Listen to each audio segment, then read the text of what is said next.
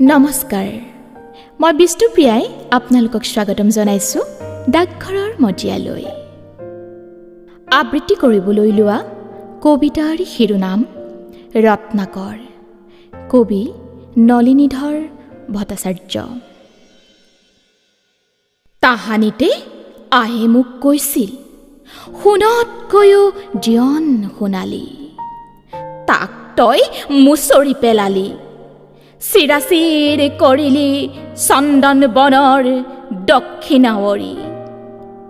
তোৰ তেজ লগা হাত মই এতিয়া কি হতে স্পৰ্শ কৰোঁ? মোৰ বুকুৰ ভিতৰত আছিল গোপন চকুলোৰ মায়া,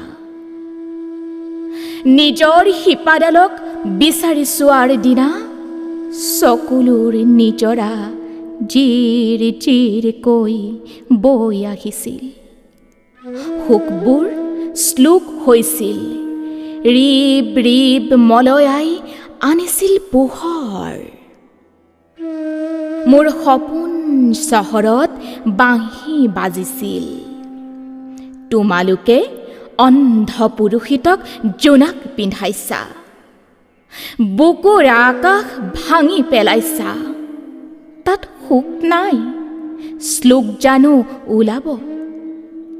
এতিয়া শূন্যতাৰ মুখামুখি তোমালোক মনে মনে আছা, অৰণ্যৰে ৰাতিয়ে দুৱাৰ মেলি ৰৈ আছে তোমালোকলৈ, তাতেই সৰ্বনাশৰ ধেমালি।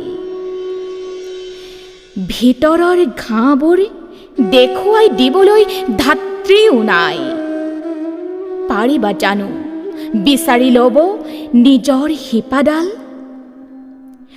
আশা এতিয়া ভগা সপোনৰ হাতত শুই আছে, হাঁহিবোৰ পোত খাই আছে মুজিক মজিয়াত।